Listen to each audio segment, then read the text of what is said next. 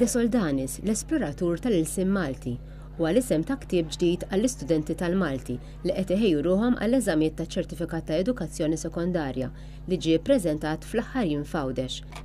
Din il-pubblikazzjoni hija waħda mill-inizjattivi marbutin ma' sensiela ta' attivitajiet li jfakru 300 sena mit-twelid ta' dan il-personaġġ Awċi li bil-ħidma tiegħu naqqax ismu fl-istorja ta' pajjiżna.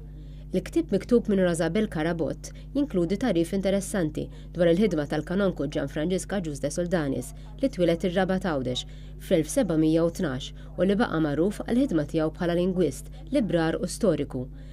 Minn barra li ħadem kemm felaħ għal promozzjoni tal-ilsiem Malti bil-pubblikazzjoni tal-grammatika, De Soldanis rid juri li l-lingwa tagħna tista' tiġi malma u miktuba fuq regoli grammatikali u bekk tista' tintuża wkoll f'xogħlijiet letterarji.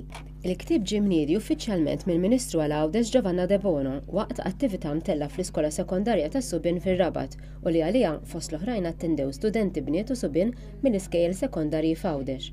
Giovanna De Bono spjegat kif din l-inizjattiva tal-Ministeru għal Għawdex sabet l-apport sħiħ ta' Heritage Malta u tad-Dipartiment tal-Malti tal-Università li ħadmu flimkien mal-awtriċi biex jiġi ppreżentat dan il-ktieb li jagħti ġieħ xieraq lil dan il-bniedem li kien tant gburi bl-istorja u tradizzjonijiet ta' pajjiżna.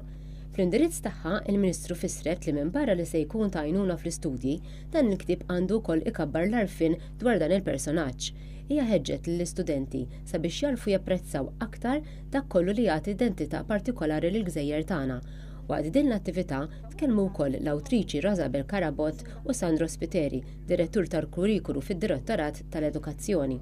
Fl-istess waqt, bħala parti mill-programm ta' attivitajiet biex jitfakkar it-300 anniversarju mit-twelid ta' De Soldanis, fil-Biblioteka Nazzjonali ta' Malta qed tittella wirja ta' xogħlijiet tiegħu.